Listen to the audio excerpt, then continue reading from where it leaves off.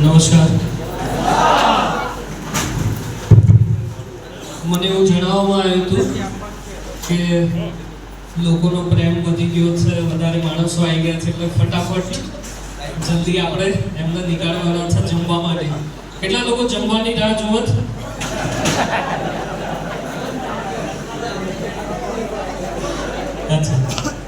ચલો ફરીથી શરૂ કરીએ. નમસ્કાર. કેટલા લોકો એવા છે કે જે મને પહેલી વખત જોવે છે? અરે વાહ, સરસ.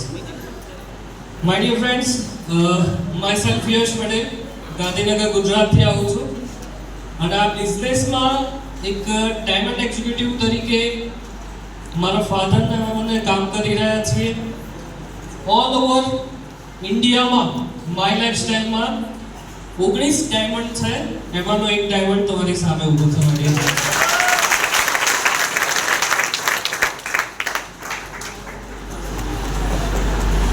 So my dear friends, as a career ની શરૂઆત મેં આ બિઝનેસમાં આવ્યા પહેલા 2014 માં કરી હતી.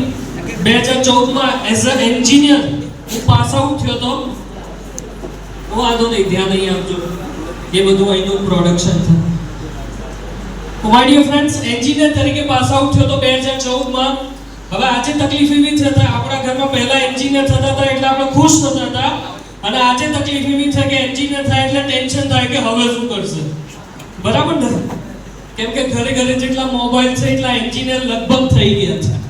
સાચી વાત ને?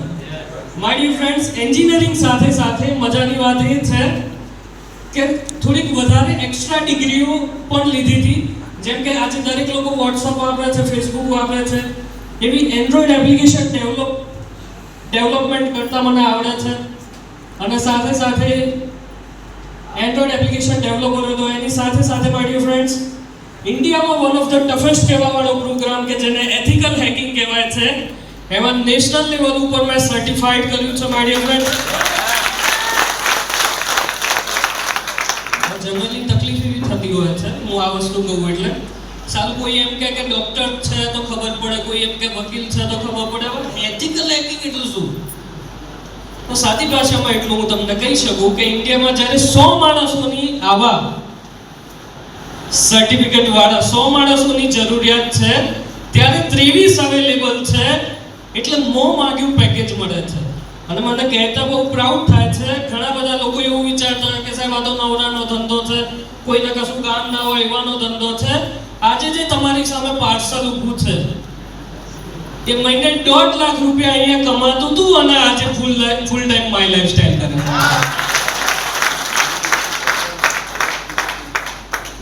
અને એની સાથે સાથે એન્જિનિયરિંગ કોલેજમાં એઝ અ પ્રોફેસર પણ કામ કરતો હતો.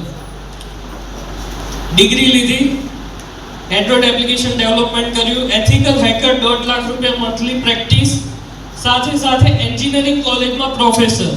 અને આ બધું મેં મારી જિંદગીમાં 23 વર્ષની ઉંમરે એચીવ કરી લીધું હતું. હવે 23 વર્ષની ઉંમરે જે છોકરાના ઘરે 1.5 લાખ રૂપિયા 2 લાખ રૂપિયા આવતા હોય તો કદાચ હું એવું માનું છું કે ભવિષ્યમાં બીજું કંઈ કરવાની જરૂર પડે નહીં. અને સાથે સાથે મજાની વાત એ છે કે મારા પપ્પા પણ ગવર્મેન્ટમાં શિક્ષક હતા. કેટલા લોકો ગવર્મેન્ટમાં છે અહીંયા બેઠેલામાંથી? કોઈ શિક્ષકમાં હોય એવા કોઈ? રાઈટ? લગભગ ખેડૂત તો બધા હશો જ. બરાબર? માય ડિયર ફ્રેન્ડ્સ, મારા ફાધર શિક્ષક. સાદી ગુજરાતી ભાષામાં વાતચીત કરીએ. શિક્ષક એટલે માસ્ટર, રૂપિયાના 3 અડધા ગોતે. બરાબર? એમનો છોકરો પ્રોફેસર. પ્રોફેસર એટલે શું ભાઈ? માસ્ટર. બે માસ્ટર ભેગા થયા તો વધીને કરી શું શકે જિંદગીમાં?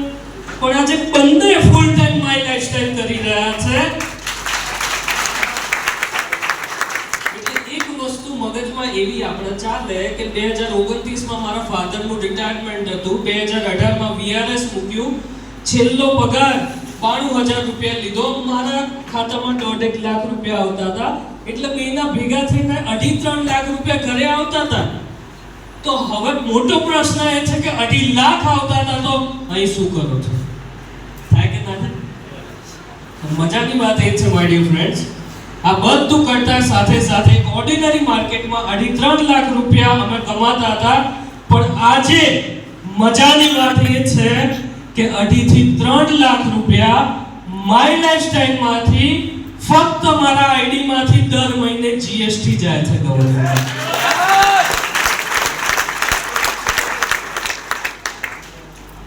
અને એની સાથે સાથે મજાની વાત એ છે કે આપણે તો કમાયા પણ આખી ટીમ સાથે કમાય છે.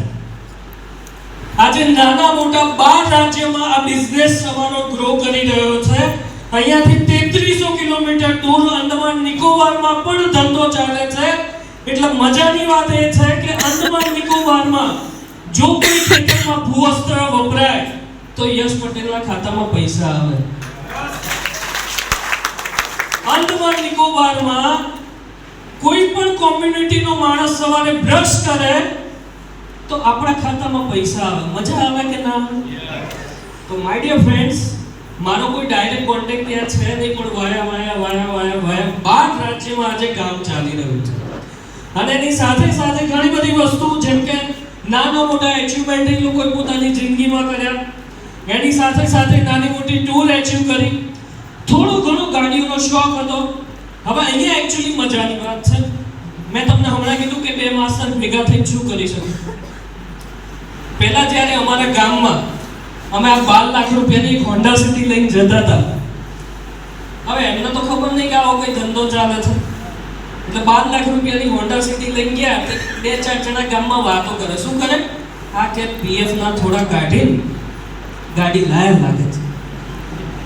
શું કે પીએફ માંથી થોડા પૈસા કાઢીને ગાડી લાયા લાગે.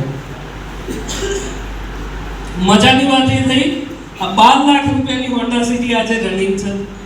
પછી જે દિવસે 24 લાખ રૂપિયાની જીપ કંપાસ લઈને ગયા, એ દિવસે 2-4 જણા શું વાતો કરે? આ નક્કી કે મારા બેટા કંઈક કરતા લાગે છે અંદર ખાલી, આ તો કઈ કોકનું કરી નાખ્યું. થાય કે ના થાય? અને જે દિવસે અમારી ટીમના સાથ સહકારથી આપણે માસ્ટર ભેગા થઈને 82 લાખની 4 બંગડી વાળી લઈને ગયા ગામમાં.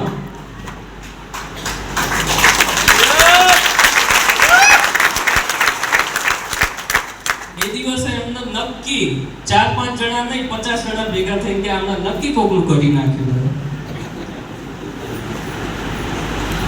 હવે આપણે સાચું કહેવાની જરૂર ખરી ભાઈ કે શું કામ કેવું પડે? આપણે એમને ડિસ્ટ્રીબ્યુટર બનાવ્યા નથી, બરાબર?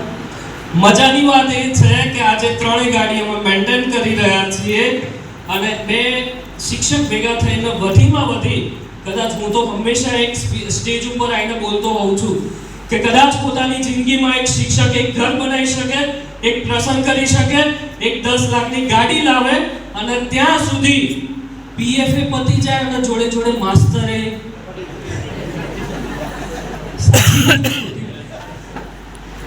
મજાની વાત એ છે, જે દિવસે 4 બંગડી વાળી લાયા, ના તો અમારી આજુબાજુ વાળા અમારા સામે બોલતા હતા, ના અમારા રિલેટિવ અમારી સામે બોલતા હતા.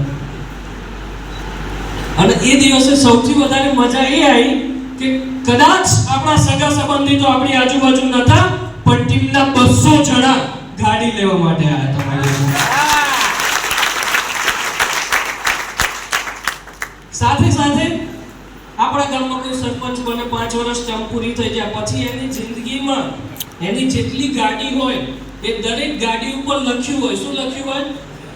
એક્સ સરપંચ. શું કામ? લોકો માન આપે એટલા માટે ને. તો માય ડિયર ફ્રેન્ડ્સ, આ માય લાઈફસ્ટાઈલની જર્નીમાં ઘણા બધા સન્માન મળ્યા. કોઈ વખત સન્માન મળ્યું 10,000 માણસો વચ્ચે, કોઈ વખત 15,000 માણસો વચ્ચે, કોઈ વખત 40,000 માણસો વચ્ચે. સાદી ભાષામાં વાતચીત કરું, આપણા આજુબાજુના એક ગામડાનું આજે રેગ્યુલર વોટિંગ 2500 ની આજુબાજુ હોય છે, બરાબર? 10,000 ની વસ્તી છે એટલે કેટલા ગામડા ભેગા થયા? 4, 15,000, 40,000. અને હમણાં કંપનીનો સરસ મજાનો પ્રોગ્રામ 90,000 માણસો વચ્ચે સન્માન મળ્યું. My dear friends,